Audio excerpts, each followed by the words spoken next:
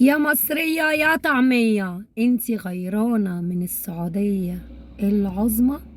وانا لما رجعت تاني كمصرية طعمية ادور على السعودية العظمى، كانت عظمى في ايه؟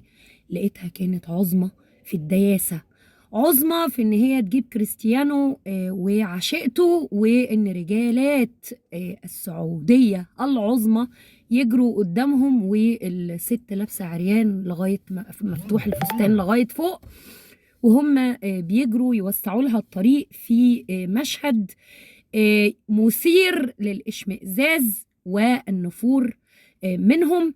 ويفضل لهم بس ان هم يركبوا قرنين على راسهم، كل واحد بيجري قدامهم.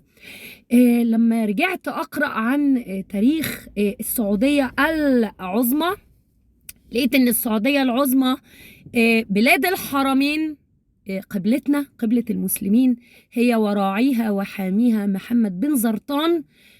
لقيتها ان هي بتعمل مهرجان الرياض، والمسلمين بيذبحوا من الوريد الى الوريد، وشيوخها ومفتيها بيطلع يقول ان هو التظاهر دوت هيجلب فتنة للمسلمين لانه هيجلب اختلاط، في حين ان في مهرجان الرياض ومهرجان البحر الاحمر ومهرجان الكلاب ومهرجان الحمير ومهرجان الخنازير ومهرجان الدياسة ومهرجان الدعارة في الرياض في السعودية، النسوان مع الرجالة كده كده اهو، كده اهو. انا مش عايزه افسر اكتر عشان الواحد ما يرتكبش حرمانيه. عرفتوا بقى؟